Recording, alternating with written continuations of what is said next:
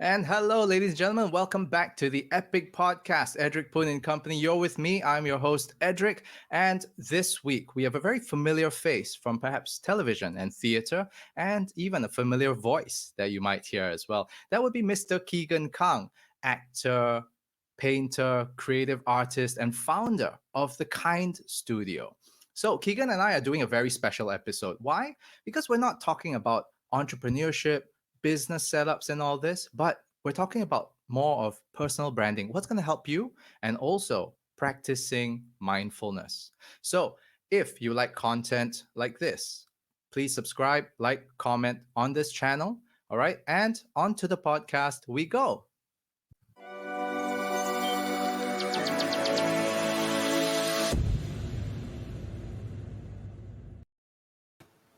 Hello, Keagan. Good morning. Good morning. Looking good, my man. How are you? All right. Thank you for having me. No Oh, problem.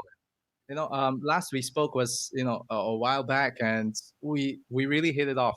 Just talk about the concept of mindfulness and how it's a lot more meaningful for us to be able to share this on a platform.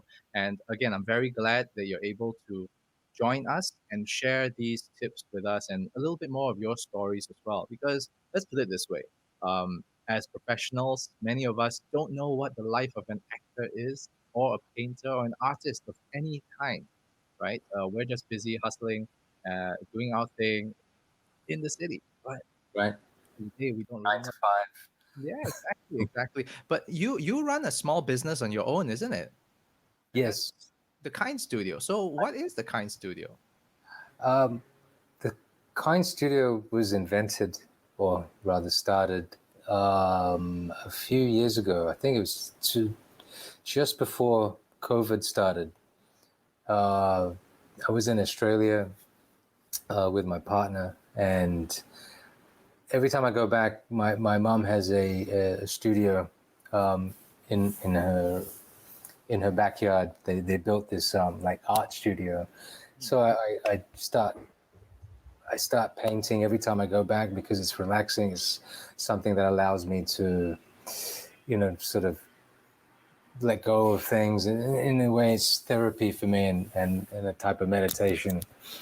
And I did a piece that was of Buddha, Mm. and I put that online just to show some of my work. And one of my friends who was in Bali saw the painting and said, I want the painting. And I said, well, I'm not giving it away. And he goes, no, I'll buy it. And I said, no, I'm not selling it because it's my pride and joy. And he said, no, just I really like to see it. And I said, well, why don't I'll give you a print. I'll create a print and I'll give it to you. And he said, well, why not? I'll do one better. You get the print, but I'll pay for you guys to come to Bali and hand it over to me. And I thought that was a bit of a far stretch. And I said, no, I'm not going to do that. I can't put you out of pocket. And he was so insistent. And his wife actually was like, well, it's either we're going to book the ticket for you or you book the ticket for yourself. And I didn't sort of budge. I went, okay. And I remember, I think it was a Saturday or a Sunday, and Monday we were on a plane to Bali, and I created a print for him.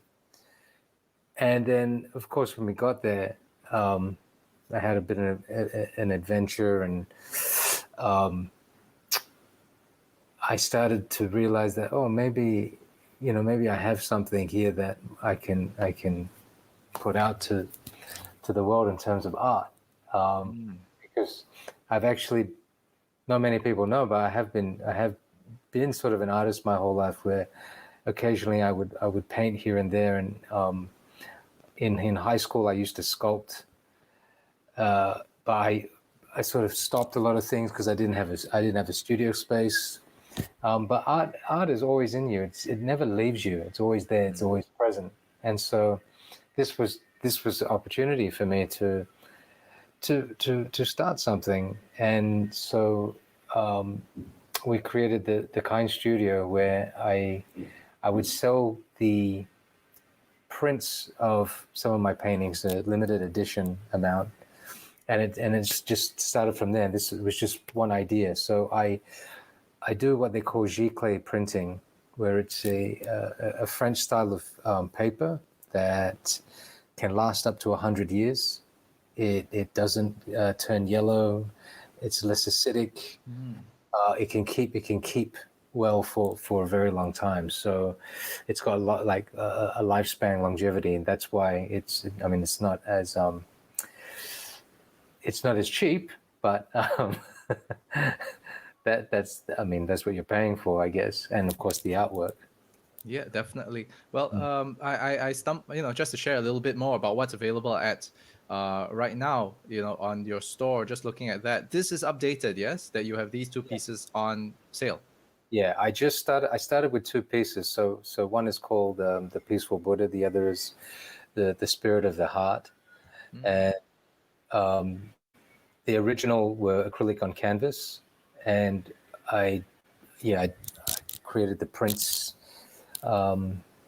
which I sell. So I just sell the prints, and I think it's only limited to 200 prints per painting. Right. And then once that's done, I might introduce some of my other artwork. I have quite a few pieces that are acrylic on canvas, but these are two that we just wanted to start with. Yeah, I love what you mentioned the last time we spoke as well, is that you've got quite a number of pieces, but you don't put them all out on your site. What you do is that you slowly, you keep increasing, and it also draws more eyes as well. I think on a marketing standpoint, I think that's a great thing. Yeah, I mean, I don't want to just flush everything that I have out there. I think, to me, like any type of artwork is quite personal. It's a personal piece, and it's something I choose to share. So in a way, I'm controlling what I'm putting out there. Yeah. Got it. And you've come a long way, and you've seen so many things, because you were based in Australia, and then you came over to Singapore to get to work and all this, and do a couple of projects here and there, and somehow or other you stuck, right? But I've always wondered, back then when you started, what was your story about starting up? Because again, we're on the topic of personal branding here. Yeah. You have a name, you have a reputation already. People know who Keagan Kang is, but well, nobody knows who Edric Poon is. So what should I do, or what Well, can I learn from? Well, or at least you know who I am. I kind of. But the idea is that what was your story in terms of your journey, how you discovered your own personal branding, and how you developed it? Well, I didn't know I wanted to become an actor. I did and I didn't. I knew very early, from the age of 5, that there was something in me. I watched I don't know if you know the old black and white films. There was a black and white film of Dracula starring Bela Lugosi, who's a Romanian actor. Not Nosferatu, is it? Not Nosferatu. It was the original Bela Lugosi as Dracula, Right. Bram Stoker's Dracula, and I, as a kid, I would there was every Friday night there was a channel called Creature Feature on television, and they would play all these horror movies at like 11 o'clock at night. And a lot of them were classic horror films like Frankenstein and the Wolfman, the Mummy. And I remember watching Dracula, and I completely fell in love with this character, and I completely fell in love with Bela Lugosi's performance, that I would pretend to be this vampire. And I never did anything about actual performance, because I was quite in a way introverted and a bit shy, but then there was a part of me that had this willingness to perform, and I never did anything about it until in high school.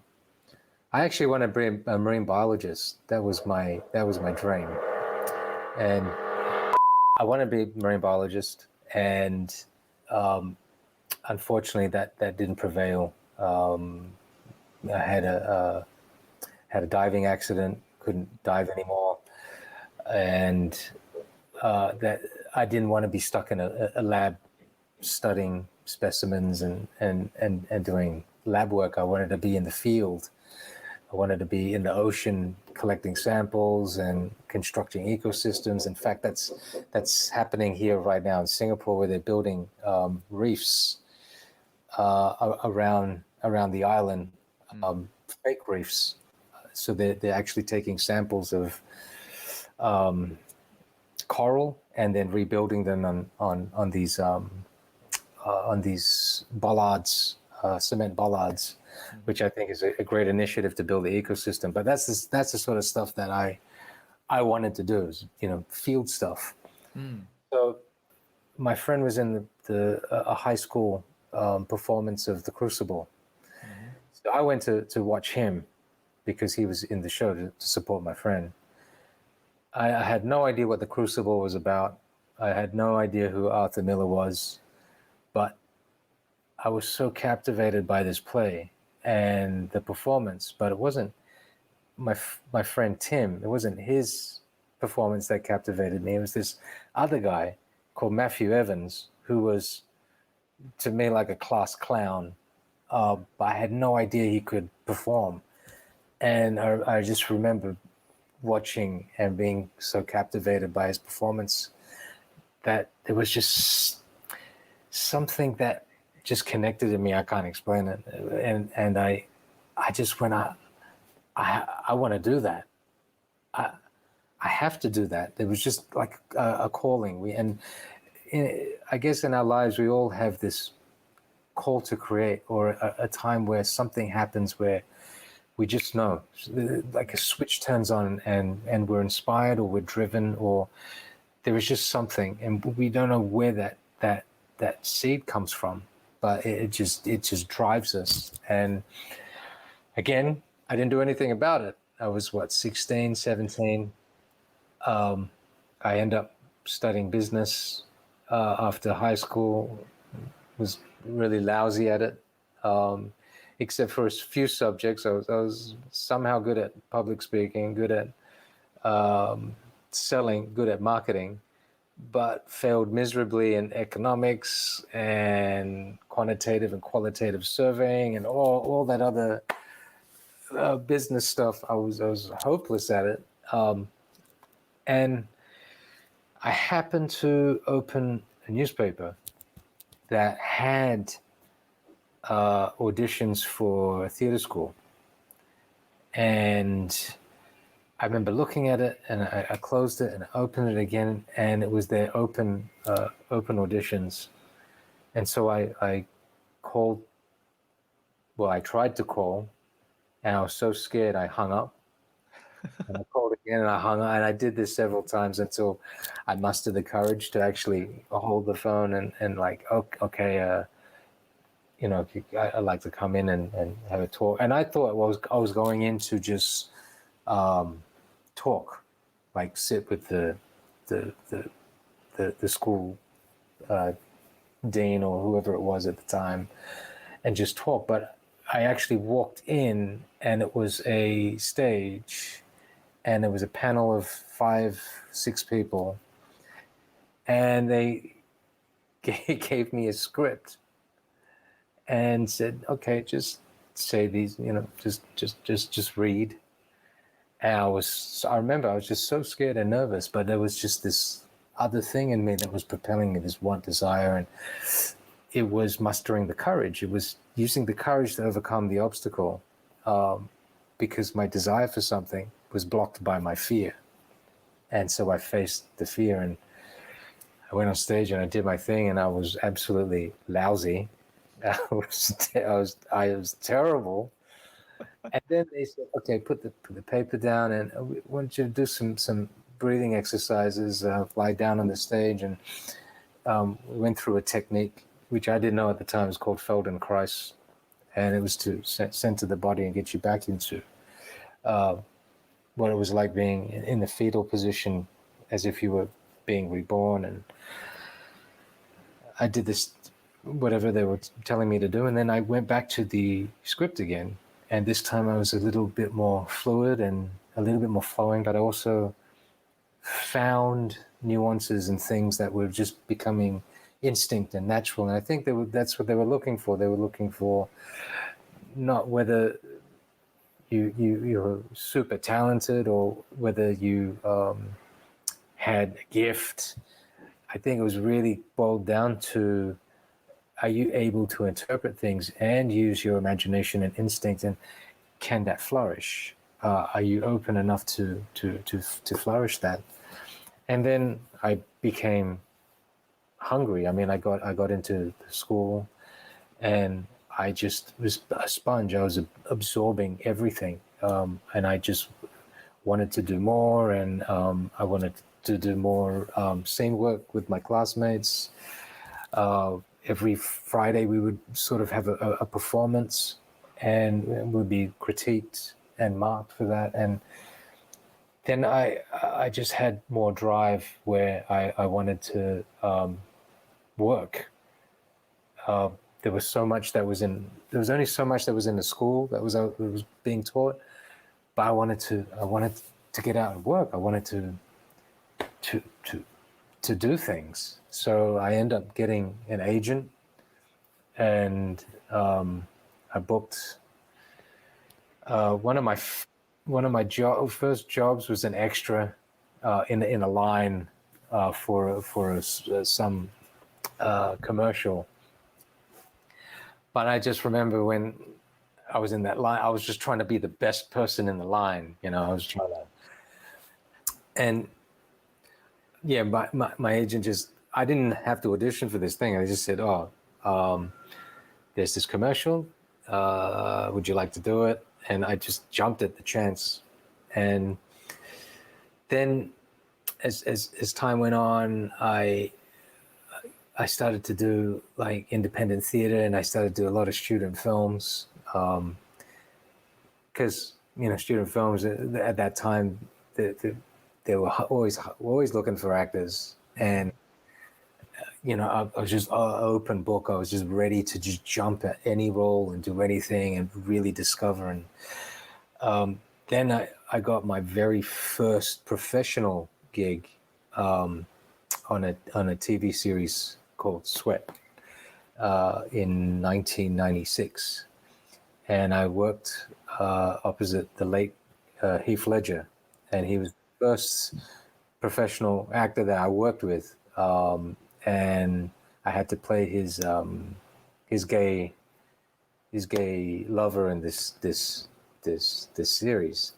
Of course, at that time, I wasn't always working as an actor, as in making money. So I had several jobs. I was a waiter. I know they're very cliche jobs, but I was a waiter. I was a barman. I loved my work. My work allowed me to interact with people. My work really taught me a lot about service, and especially I was a sales rep. I was also in a bear costume for Princess Margaret Hospital called Stitches the Bear. I did Garfield. I did. They paid quite well back then. It was like $50 an hour. I did Gregory the Goanna. All sorts of stuff. I did human statuing for events where they would paint us in different colors: blue, green, yellow, and we would have to just be a statue and be still. And then if someone came up to us, we would have to come to life and then veer off again into another position. And we would do that we would be hired for events I did all sorts of things, but I did all sorts of things because my goal was always on the bigger picture. Like, if I do all this, I'm building towards becoming an actor. So a lot of the work that I did was paying for my headshots. It always went back into me. I invested back into myself. More classes. My show reel, when I did my first show reel at that point in time, I was fortunate to do a lot of student films, so I'd always ask favors to go into the Avid studio and sit with whoever was there and try. And then at that time, everything was on VHS. Yep. So the technology, I mean, now everybody can just edit from home. You can just use, Use your phone. you can use your phone to edit. Back then, you didn't have that tech. You had to go to a proper studio. When I created my first show reel, I was really proud of it. Now when I look at it, it's really shit. It is terrible. I mean, I love the fact that, and my cousin in Australia still has all my work on VHS, which she then converted to VCD. Yeah. Many years ago, and then she converted it to whatever it is to upload onto the computer. So she still has the work that I did like 20 years ago. So she's digitized all of that now, and Yeah. she has that right now. Yeah. Oh, man, that sounds like potential blackmail material, man. Yeah, I'm gonna try and dig up some stuff. Like, she's got some dirt on you. Yeah. So how I actually came to Singapore was I was doing a play in 98, 1998, independent co-op play at the Blue Room in Perth. And a Singaporean director happened to watch the show on my opening night. And I remember meeting him at the bar, and we started chatting, and he said, "Look, I'd like to offer you a role in a play that he was doing here, which was Rosencrantz and Guildenstern are Dead, which is the Tom Stoppard piece at the substation." So I pretty much had, I think, 2 months, and in that time, I saved whatever money I could, and I jumped on a plane, and I pretty much went, if I'm going to do this, I'm going to go all out. I'm just gonna find a way. And to me, it was an adventure, because in the back of my mind, I had the plan of, okay, after this play and maybe this year, I might go to Sydney or Melbourne, and that was sort of the plan that I had in my mind. And then maybe from there, who knows? But yeah, I had this opportunity, and I took it. And then in that time, I just went, all right, you know what? I'm just going to go all out. So I sold my car, and I took care of whatever other things that I needed to take care of. And I jumped on the plane, and I came here. And the next day we had rehearsals, and the way we did the play was that the audience would follow the actors in and around the substation. So the actors would travel with, the audience would travel with the actors and end up at the end on the rooftop of substation. At that time, the cafe there was called Fat Frog. Yeah, Fat Frogs. Yeah, and that was the first play I did. And then after that, I was looking for a representation here or an agent, but there were no agents. There were only modeling agencies. So I went to several of them with my headshot and show reels, and said, okay, how do I get into, to television? How do I get into commercials? And the way into TV was to go to the casting directors. At that time, it was called TCS. But also, I started going to all the theater companies and just knocking on the door. And a lot of cold calling, a lot of like stuff that I learned in doing, selling and businesses. Pick up the phone and call. So Now you it's basically had to open up the yellow pages, find every every, opportunity you could get, yeah, and just and, contact them. also, yeah, and also the the meetings, the chance meetings that you have, the aspect of this, the spiritual aspect of life, because whatever you put out, somehow you will attract. And I would meet people in the right place at the right time and exchange numbers, and I get into like I did a lot of independent stuff, and then you'd get referred to somebody else, and somebody sort of remembers you from something that you did. And yeah, a lot of the time it was okay. You would see casting calls or auditions, and I was always ready. I always had monologues that I studied that is stored in my still stored in my brain. Excerpts of monologues of Shakespeare and classics and modern day writing, and just stuff stored ready, over accumulating over the years of this adventure discovery of acting. And then I continued, just to knock on doors, and then every time I had those opportunities, I would go in and I would just make the most out of it, because I wanted to be there.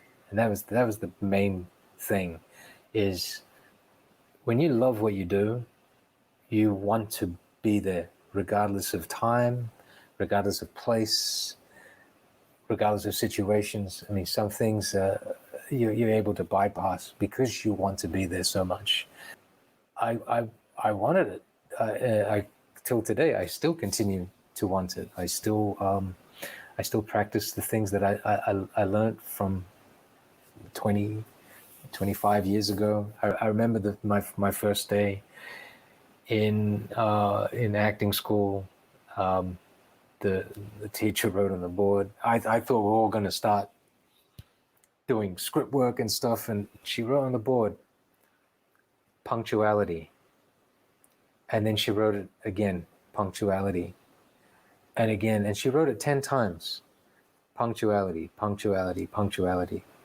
It's like, okay, 10 times. It's like, this is the key. This is the rule. Punctuality. If your call time is 9, you get there 8:30. If you don't know where the place is, then you get there at 8 o'clock and you wait. Don't keep anybody waiting. Be there, because in this business, time is money, especially on a film set, because you've got crew, you've got other casts, you've got so much going on. And if they've booked a studio, then you've only got that time to film. The last thing they need to be waiting on is a late actor. And I remember that being drilled into me. And that's not just for acting. That's just for everything. I think it's honoring people's time. If I were to meet somebody outside, it's okay, 10 o'clock. I'll be there like 9:45. And if I'm late for whatever reason, now we have the advantage of technology. You can message somebody. Back then, didn't have a hand phone. Oh man, Back back then, you if you were late, you either find a payphone, you page somebody, and the other person would just have to wait. wait, Yeah, you just wait. Like if the rule of thumb, right? If you're waiting 20 minutes and you're not there, I'm out. yeah, or whatever it is. I remember, and this is carried through to me to today. I remember when I was in LA and I had a meeting in Burbank, and I was living in Santa Monica at the time. And when I hired my car, they didn't have any more GPSs. And then, of course, this is 2008, 2009. So there was only select few cars that were inbuilt with GPSs, which mainly like luxury cars. But I wanted the GPS. They didn't have one. So the day before, I drove, and using a map, I drove to where my meeting was supposed to be, and I timed it, and I also timed it with the traffic so that I would get there exactly when I I had to be. I think it was Sony. Yeah, Sony Pictures, and I made sure that I was there exactly before the time. I got there an hour before because there was a Starbucks nearby, so that was all right, and it sort of prepped me a bit before going into the meeting. But yeah, it's things like that, and it's honoring other people's time, because nobody likes to be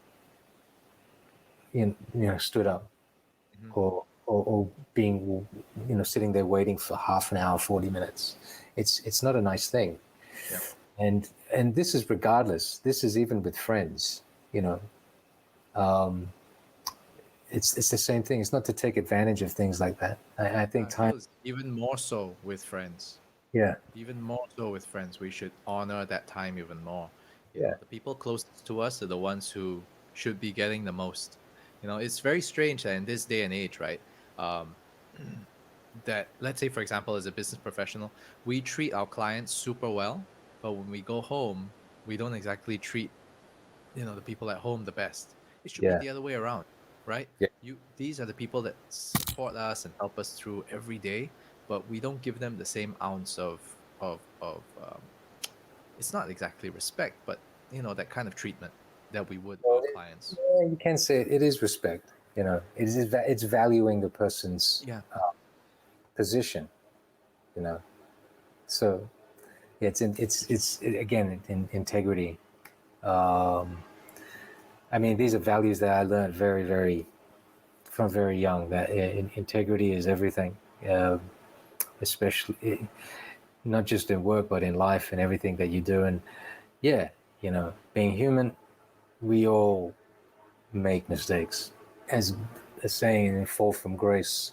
Mm. So many people do it, but when you do, it's how you get back up, and the position that you can get back up into your life. We all do it. I've done it. I've done it many times. And this is just recent. Like, what is my purpose?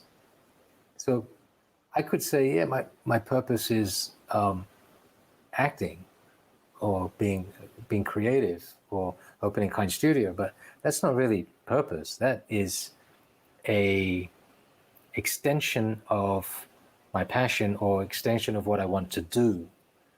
But purpose is really that innate thing inside of you, which is driving you. It's the modus operandi of your life. And Right. for me, I just discovered, I think my purpose is to share, because that's just something in me that's been there my whole life. My purpose is to I love being inspired, and I love to inspire. There's nothing more beautiful than when you're so captivated by something, and it does something to your mind, your body, your soul, your heart, and makes you alive. Sometimes when we do good, naturally something falls into place for us. It's not exactly karma points, but I really do think that the more that we put the ego aside, that selfishness for ourselves, and the ability to give more to others, somehow or other we open up ourselves for more things that happen to us. And I mean, we've talked about this before, uh, and you were talking also a lot more about the consciousness of having all of this. I just wondered to myself, when it comes to mindfulness in your aspect, what is your definition of mindfulness? Is it a combination of this consciousness and the willingness to give and chucking your ego aside, or just the ability to identify the smaller things in life? I think it is more acute awareness of where you're at, what you're doing, and why. More importantly, why you're doing it. When you were mentioning something before about somebody being scattered, Mm. and when they're scattered, they're not focused on where they're at. Their mind is everywhere, and unfortunately, how we are right now is that I think we are so consumed by getting there that we miss our present moment. We're so consumed by the efficiency of getting there that we don't know how to sit still. We don't know how to actually to be, regardless of all this great technology that we have. It's like we're hurrying a process, but we're forgetting to exist. Yeah. And I mean, just think about this for a second. When you caught a train, what did you do on the train during your journey from A to B? Well, this is what happens most of the time. Exactly. It's this.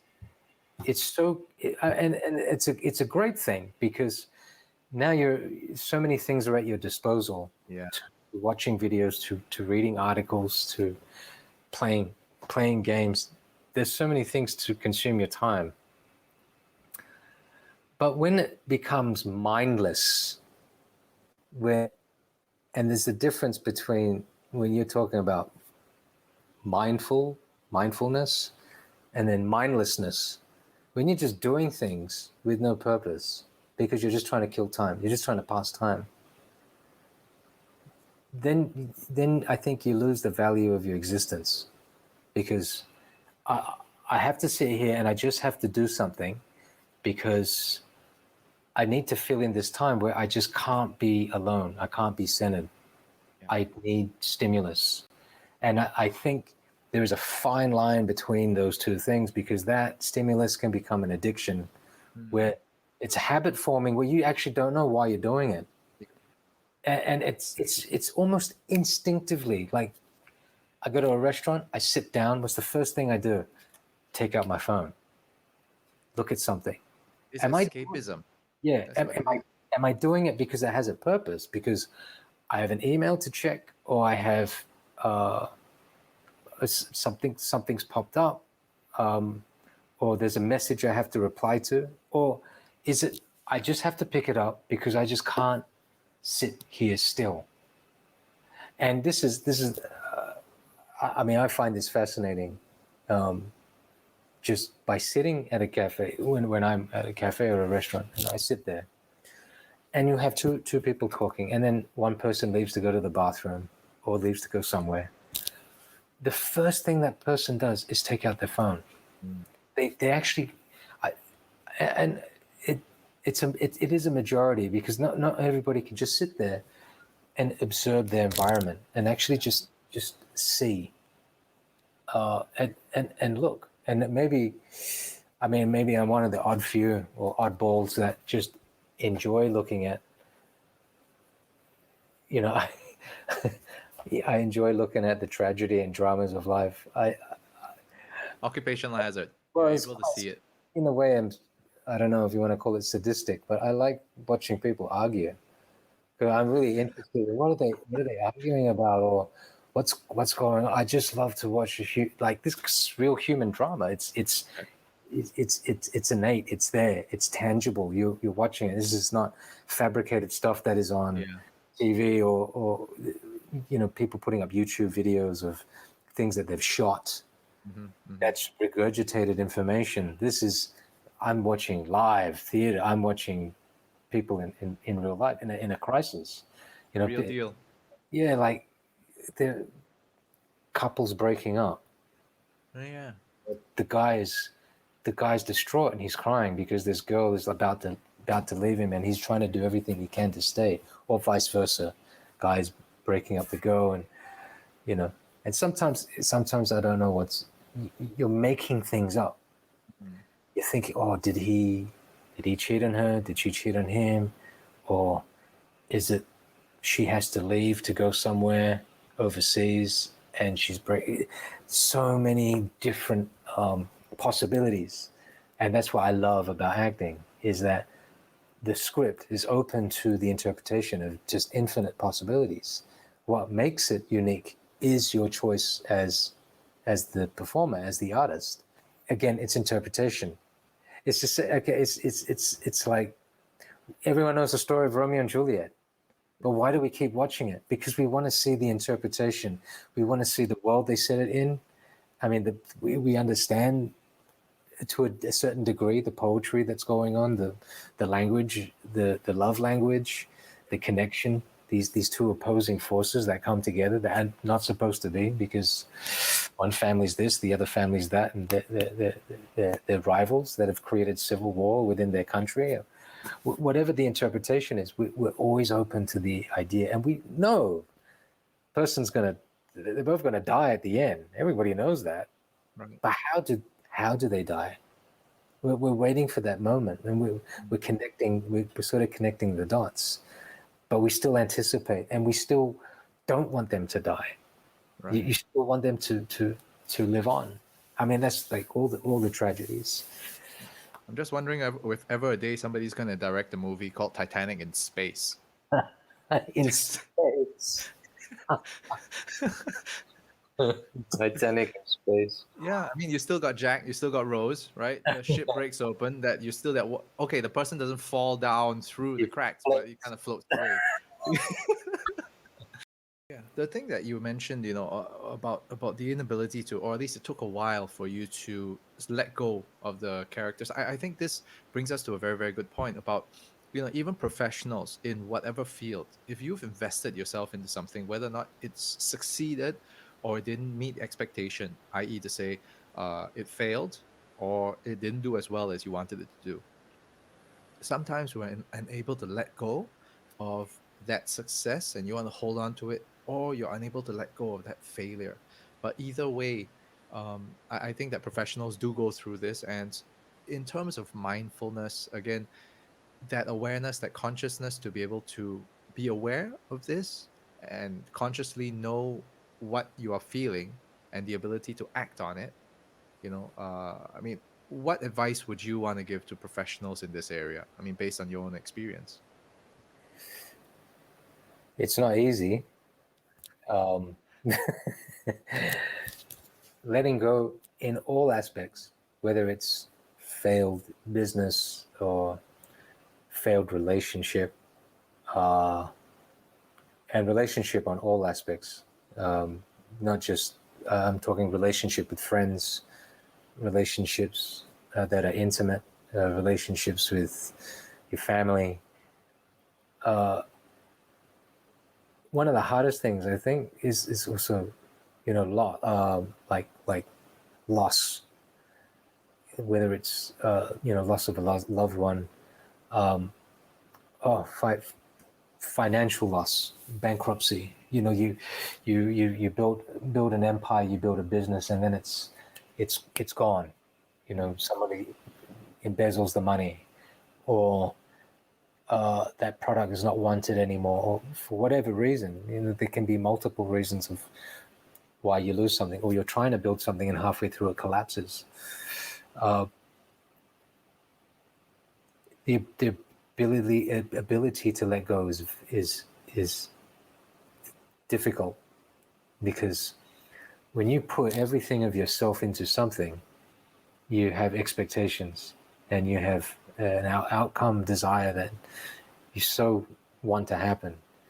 And when it doesn't meet that, you either have two choices: you keep going until, or you stop completely.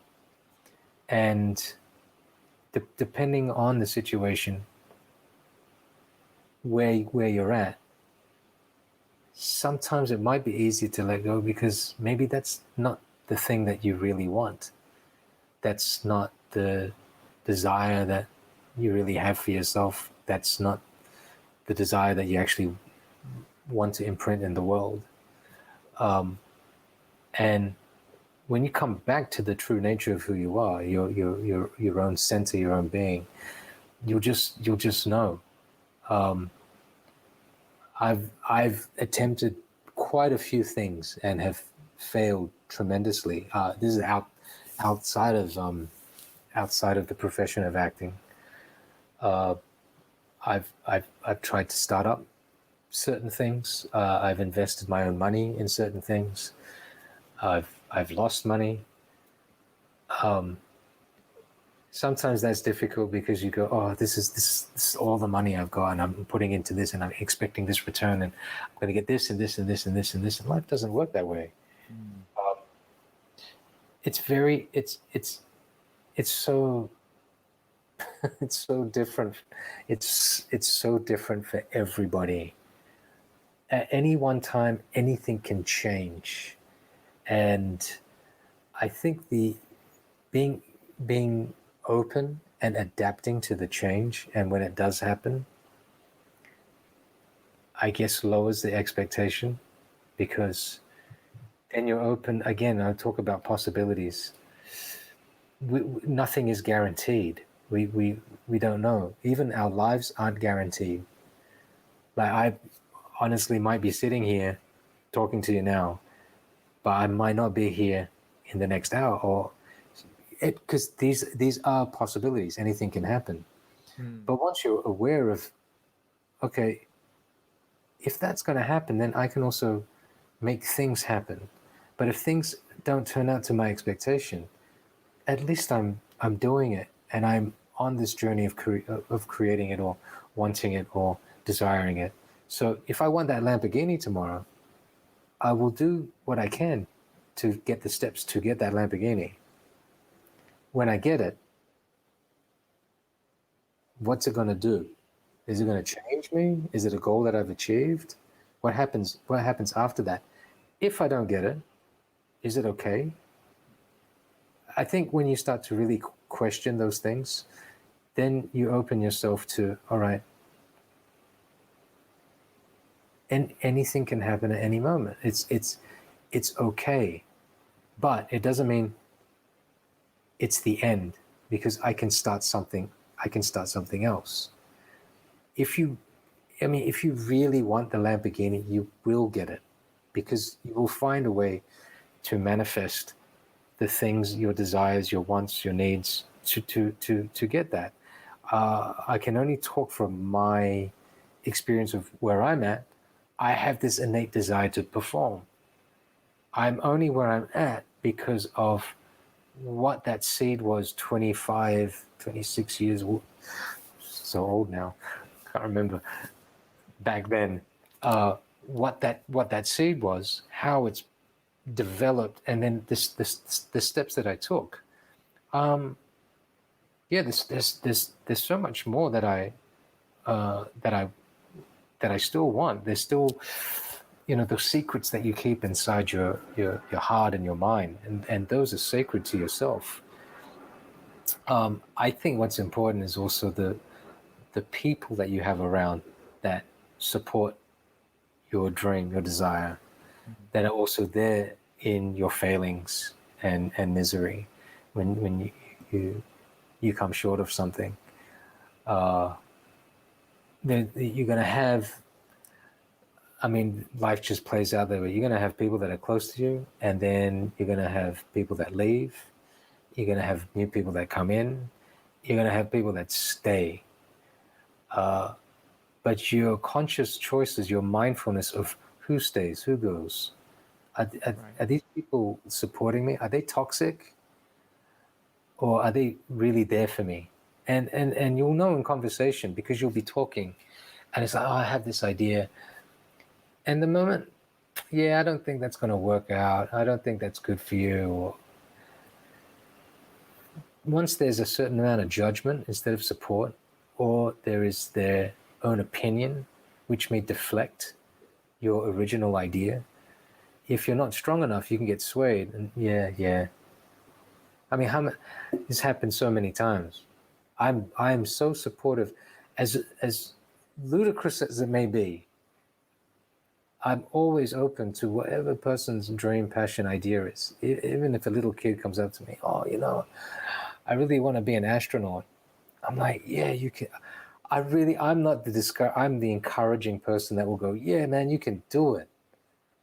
You can do it. I will entertain that person, that kid, for as long as that person believes in it. I'll entertain it, because I'm there as a reflection. I'm not going to say, don't be stupid, that's rubbish idea, you'll never make it. There's so many naysayers, so many haters on so many ideas, bringing people down for unnecessary reasons. A lot of the time it's because of their own selfish nature, of their dreams being shattered, or their dreams not coming true, or them not wanting to see you succeed because of the fear that you'll make it before they do. There's all this pulling and tossing and throwing, and it really is a whole lot of bullshit. If you really get down to it, it really is about what that person's desire and needs are, and how you can just be a pillar of strength. Of course, you give your truths, but you don't discourage someone. I think you discourage somebody from doing something that is more harmful to them. You know, be wary. I mean, if someone says, I'm going to go skydiving without a parachute, I don't think that's a very good idea. You can do it once, and that's it.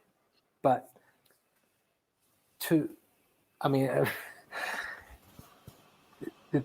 things that there's a time and a place, and there are things that are to be said. But I think encouragement is what everybody needs, regardless of what the outcome is, and regardless of whether they follow through or not. You know, people who create businesses and then we support them, and then the moment it fails, we ridicule them. See, I told you so. Yeah, you deserve it. Whatever it is, that's also wrong. I've had quite a few friends around my circle that have gone bankrupt, and I remember being there. I couldn't help them. I couldn't do anything. I couldn't do anything in the capacity of what they needed, but I could just be there as a friend. And if that was just to be there and drink wine with them, or just be there and let them vent. And of course, you know, there's words of encouragement, like whatever's happening is happening, but you know, in the end, everything's going to be all right at some point. It's just that right now it sucks. It's bad. I'm empathizing with you, and the best I can do is just be there, and this is giving your person time, your energy, and presence. And coming back to mindfulness, again, when I'm talking about presence, it's really being present, not you know, everything's going to be all right, and hang on, I just got to make this call.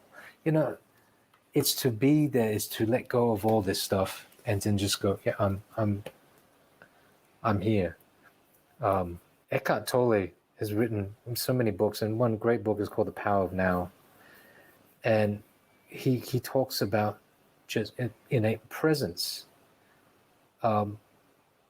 where you're at, and being where you're at puts you into this paradigm shift of not being in the past, where when we think, because the past is done, right? So we can either dwell in the past with our victories or defeats. And of course, our victories elate us and the defeats make us depressed. But a majority of the time, the past is always a reflection of, oh, if I did this, if only I could have, if only I pulled out Bitcoin 2 days ago, 3 days ago, I would have been fine. Oh, Bitcoin. It happens, right? It will bounce back up again. No big deal. But that's the future, right? And then the future is the anxiety of what's going to happen tomorrow. Or what if I don't do this? Or if I don't have this and this and this by then, I'm not going to have this, and then I'm not going to be this. You're going to be whatever you're going to be when that happens. But the anxiety and pressure of tomorrow negates us from where we're at now and the task at hand. So it's like now, me being here talking to you is the presence. This is the moment. This is it. But it's so easy to say, but we forget it because we get tied up in, okay, I've got things to do.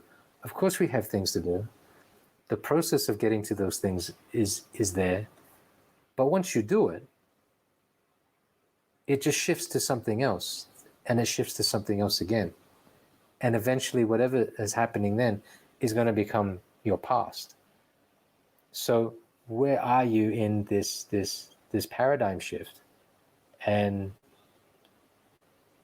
when you're totally, and you'll know when you're present, because you will vibrate at a different frequency, you will just be connected to everything around you, and your thoughts are so clear that your next idea is just, okay, yep, and I can act on it now.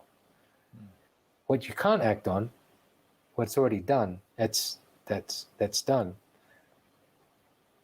What you can act on, you act on now in a state of presence. And again, easy said, but it's like anything, practice. It's like going to the gym. You go to the gym, you start working out. It's in that moment you're working. It's not, I'm going to the gym and I'm going to look like Arnold Schwarzenegger next week. No, that's a journey to get to a point. And then when you get there, it will be something else. But the fact that you're actually in the gym doing something is being in the moment. It's the same with yoga. You're present with the yoga, you're present with your stretch, you're present with your breathing. And the beautiful thing about these types of disciplines is that you are consciously conscious, because as you're moving and as you're breathing, you're aligning your body, mind, breath. Everything just becomes transparent. And it's the same with meditating. I make it a habitual practice to meditate as soon as I wake up and before I go to sleep. And then sometimes during the day, I'll do different things, like I play Tibetan singing bowls, and I have crystals, and I'll put the crystals around, and the crystals will vibrate from the singing bowls. And when I'm meditating, I'm absorbing the good energy from the crystals, and I go into a very deep meditation, and I come out fine. I find the times to practice this regardless of whatever's going on. So even at night, it's the time out to take yourself into consideration. And for people who are executives, professionals, people working, they'll say, I don't have the time. You do. You just choose not to make the time. Yeah. And if you are important, which you are, you would do those things for yourself because you matter. And if you don't think you're important and you put everything outside of you as first priority, then it's very simple. That's what your life will become. The priority of things outside of you. I've got to do this. I've got to be this. I've got to be that. I've got to be top of my job. I have to. You're putting the priority outside of you. Reverse it. Make yourself the priority, and then those things will just follow, because that's what you're doing. That's what you've made as your work purpose, not your true purpose, not your sense purpose, but your environmental purpose. Okay, this is what I'm choosing to do. Like, my purpose is not an actor or an artist. That's what I choose to do. My purpose is not the business. Is the Kynd Studio is a business which I'm trying to grow because of what I believe in what my art is, what the products and we offer are. That's not my purpose. My purpose comes back to what I said. I understand that my purpose is to share, to be inspired and to inspire, or to be inspired in order to inspire and to connect. And I think that's, who knows what else might open up. I don't have the Mother Teresa inkling in me to suddenly go out and save people or feed the poor. For some people, that's in them because that's nurture. We all have different degrees of things within ourselves, but we have those things that we are strongly rooted to, as our primary fundamental. And when you find it, it'll just click. You'll just know it's just there. One of the things that has helped me a lot in the past, I think, 10 months of discovery, discovering myself, on that emotional level, is that this whole idea of mindfulness for a professional is that, like what you said, what you said, we get caught up with so many things about the efficiencies, about what people expect us to be. We forget who we are. So in order for me to find myself, I realized that I couldn't identify what I truly enjoyed within an activity. So when I found out by just doing it, and I enjoyed myself, I laughed, I smiled, I felt good. After that whole moment, then suddenly there was this point whereby I was very still, and then I started to um, just experience what it was. Why is it that I felt that way? And suddenly a very, very strong anchoring to that came through. And then I knew, okay, so this is what it means to enjoy the moment while still going on that journey with wherever that you are or wherever that you're supposed to go, but smelling the roses as you go along. The small things, just a short um story. Actually, this just happened last night. you know um our son was saying that, I would like to spend more time with you, this and that, because we're busy with work. And I go, oh shit, okay, I've been neglecting him, I'm a bad dad, right? So immediately, okay, let's do something tonight. Phones away, everything. He's like, huh, I don't get to play games. I thought, dude, no, no, no, no, no, no, no. That's not time. That's not family time. Okay, playing games with you is not exactly family time. I told him we are gonna do like indoor camping. It's like, what? Indoor camping? So, oh, in an HDB flat? You're kidding me, right? What are you gonna do at indoor camping? I said, okay. Then he said, then I mean, camping, there are bugs and stuff. I'm like, okay, great, city boy. Now what we're gonna do is this. Okay, we'll switch on the aircon. I'll see whether we have marshmallows. We'll make s'mores in the oven, whatever, whatever. Okay, so okay, fine. Didn't manage to go to the supermarket. Couldn't get s'mores. So what else could we get? Chips, popcorn, things like that. But what do we do in camping? Technology, beauty. I went onto YouTube. I went to look for a campfire video, played it on the TV. We slept outside. We It's slept cool. outside in the hall, and listening to that, phone aside, everything was just The great. crackling of the We had a fire. great conversation. Yeah, by the fire. Yeah. I was having a little bit of whiskey. He was having his own thing. He was having No, whiskey too. No, I'm just kidding. yeah, well, He would have been help him to fast sleep. Yeah, asleep. yeah. But point here is that at that moment had we spent 2.5 hours literally just sitting there, enjoying a snack and having conversation. When was the last time you could sit a 10-year-old down for about 2 to 2.5 hours having conversation with them? Yeah. So the beauty was in it. Simple things. And leveraging on the technologies that you have can also be useful to you if done the right way. Yeah. Yeah. So yeah, Consciously, mindfulness way. consciously, very, Yeah. very, very consciously.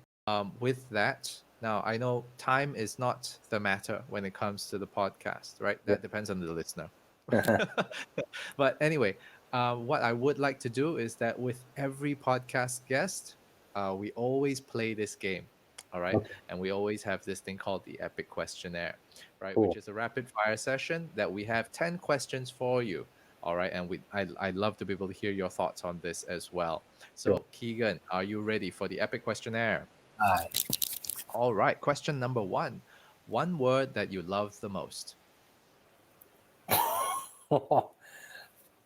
I supposed to? Is it supposed to be I'll fast? edit. I'll Ah, edit. prosperity. Prosperity. One word that you dislike the most. Can't. Okay. Right diction, I'm sure. Okay. Yes. Yes. Can't. Can't. Can't. Okay. You can't. Okay. Can't. Now, if you could have a conversation with one person, fictional, non-fictional, dead or alive, who would that be? Oh. Oh. Um. Wow, Buddha. And what do you say to yourself in the mirror every morning? It's true. I love you. I'm thankful. I'm grateful. Name one superpower that you'd like to have. Oh, ability to read minds. Favorite dish to eat. Wonton me. Favorite travel spot or the next travel spot that you'd like to go to once borders open up. Oh, I would really love to go to Bhutan. Mm. Well, you are already in the arts, so this question still goes out to you. Something in the arts that you've always wanted to do but yet to do so. Oh, play the cello. Hmm, interesting.